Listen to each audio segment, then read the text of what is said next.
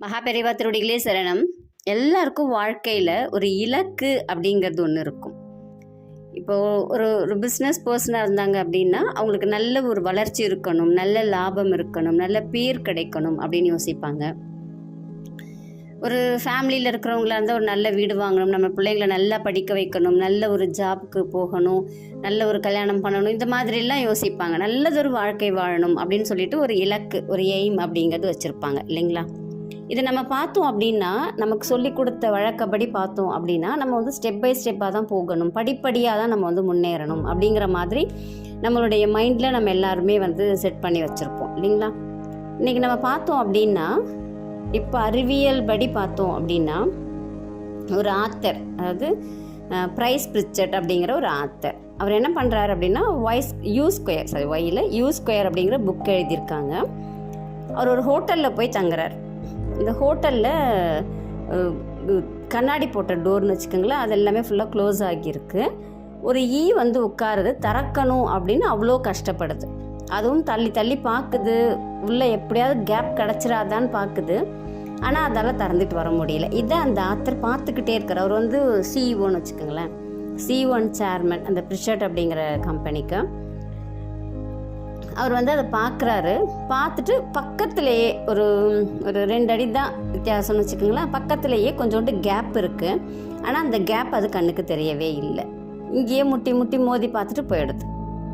அப்போ தான் அவர் யோசிக்கிறார், நம்ம ஏன் வந்து படிப்படியாக ஒவ்வொன்றத்தையும் யோசிக்கணும், நமக்கு என்ன தேவையோ அதை மட்டும் நம்ம தேடினோம்னா கண்டிப்பாக நமக்கு கிடைக்கும்ல அப்படின்னு சொல்லிட்டு யோசிக்கிறார். அப்போ தான் என்ன பண்ணுறாரு அப்படின்னா, இப்போ நம்ம ஒரு கோயிலுக்கு போகிறோம் அப்படின்னா நம்ம என்ன யோசிப்போம், இவ்வளோ படி ஏறணுமா, படியிலேருந்து எப்படி ஏற போகிறோம், இதில் ஏறி உட்காரணுமா, அதில் இப்படிலாம் நம்ம மைண்டு வந்து யோசிக்க ஆரம்பிக்கும். அவர் என்ன யோசிக்கிறார் அப்படின்னா, அப்படியே ஃபஸ்ட்டு படி, அந்த நம்ம அந்த இப்போ கீழேருந்து பார்க்கும்போது அது லாஸ்ட் படின்னு வச்சுக்கோங்களேன், இந்த லாஸ்ட் படியை மட்டும்தான் நம்ம மைண்டில் வைக்கணும். அப்படியே ஜம்ப் ஆகிற மாதிரி, அது quantum leap or quantum jump அப்படின்னு சொல்கிறார். ஒரு இலக்கு வச்சுருக்க அப்படின்னா, முதல்ல நான் இதை செய்யணும், அடுத்து நான் இதை செய்யணும், அந்த ஷெட்யூல்டு ப்ரோக்ராம் சொல்லுவாங்க இல்லைங்களா, அந்த மாதிரி நம்ம இதுக்கு அடுத்து இதுக்கு அடுத்து அது அப்படின்னு நம்ம யோசிச்சுட்டு இருந்தோம் அப்படின்னா நம்மளால் வந்து நினச்ச டைமில் கண்டிப்பாக வந்து அடைய முடியாது. அப்போ இதுக்கு என்ன செய்யணும் அப்படின்னு யோசிக்கிறார். என்ன செய்யணும்னா, உங்களுக்கு என்ன தேவையோ அதை மட்டுமே யோசிங்க. இப்போ நீங்கள் ஒரு பிஸ்னஸ் ஆரம்பிக்கணும்னு நினைக்கிறீங்க அப்படின்னா, அந்த பிஸ்னஸ் நீங்கள் ஆரம்பிச்சிட்டதா, அதில் நம்ம வேலை செஞ்சிட்ருக்கிற மாதிரி, நம்ம இப்படிலாம் இருக்கிறோம் அப்படிங்கிற மாதிரி விஷுவலைஸ் பண்ணுங்கள்.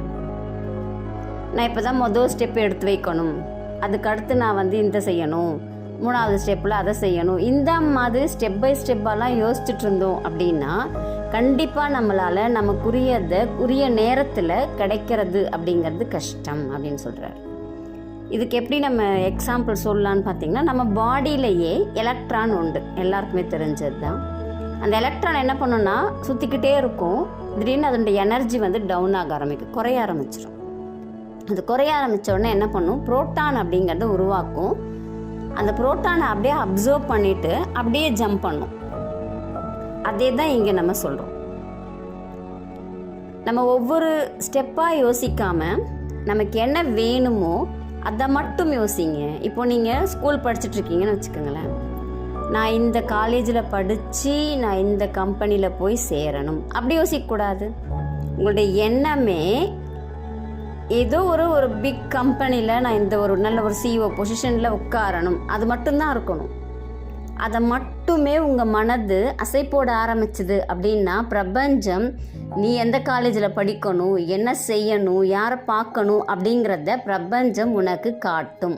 அவ்வளோதாங்க, ரொம்ப சிம்பிளான வழி தான், வேறு ஒன்றுமே இல்லை. உனக்கு நீ எதை வந்து தேவைன்னு நினைக்கிறியோ அதை மட்டும் உன் மனசு வந்து விஷுவலைஸ் பண்ணிக்கிட்டே இருக்கணும். உனக்கு கிடைச்ச மாதிரி உங்கள் ரூமில் எழுதி ஒட்டி வைங்க, எனக்கு இது கிடச்சிருச்சு அப்படின்னு நினைங்க. அது கூட வாழுங்க, சந்தோஷமாக இருங்க. உங்களுக்கு அது கிடச்சிருச்சுன்னா எப்படி சந்தோஷமாக இருப்பீங்களோ அந்த மாதிரி சந்தோஷமாக இருங்க. அந்த மாதிரி நீங்கள் செய்ய இந்த பிரபஞ்சம் எல்லாருக்குமே பிரபஞ்சம் வந்து தேவையானதை கொடுக்கறதுக்கு தான் காத்துட்ருக்கு. நம்ம மனசு எனக்கு கிடைக்காது, எனக்கு அதாகாது, இது எனக்கு இதாகாது அப்படின்னு சொல்ல சொல்ல பிரபஞ்சம் ஓகே உங்களுக்கு இதெல்லாம் கிடைக்காது போல இருக்குது, இதெல்லாம் கிடைக்கக்கூடாது போல இருக்குது அப்படின்னு நினச்சி ஒதுங்கி போயிடுது. இல்லை எனக்கு இது கிடைச்சிருச்சு அப்படின்னு நீங்கள் நிகழ்காலத்தில் வாழ ஆரம்பிச்சிங்க அப்படின்னா கண்டிப்பாக பிரபஞ்சம் உங்களுக்கு என்ன தேவையோ அந்த இலக்கை அடைவதற்கு வழிவகுக்கும். அவ்வளோதாங்க, ரொம்ப சிம்பிள். இதுதான் என்னன்னு சொல்கிறாங்கன்னா quantum leap or quantum jump அப்படின்னு சொல்கிறாங்க.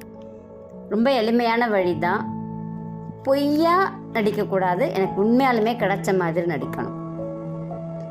உள்ளுக்குள்ளார எனக்கு கிடைக்காதுன்ற மனசை வச்சுக்கிட்டு வெளியில் இல்லை எனக்கு கிடச்சிருச்சிங்கிற மாதிரிலாம் நம்ம பேசினோம்னா நம்ம மூளையில் மாற்றங்கள் வராது, நம்மளுடைய பிரபஞ்சமும் நமக்கு கொடுக்காது. உண்மையாகவே கிடைச்ச மாதிரி வாழ ஆரம்பிக்கணும், சந்தோஷமாக இருக்கணும்.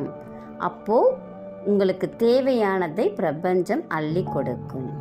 ஒன்றுமே இல்லைங்க, நீங்கள் இப்போ ஒரு ஆன்மீகம் பேஸ் பண்ணி நீங்கள் வீடியோ தேடுறீங்க அப்படின்னா இந்த மொபைலில் அடுத்த தடவை நீங்கள் எடுக்கும்போது நீங்கள் எதை பேஸ் பண்ணிலாம் தேடுறீங்களோ அதை கொண்டு வந்து தன்னால் கொடுக்கும் இல்லைங்களா? அதுக்கு ப்ரோக்ராம் எப்படி செட் பண்ணியிருக்காங்கன்னு தெரியுதுங்களா?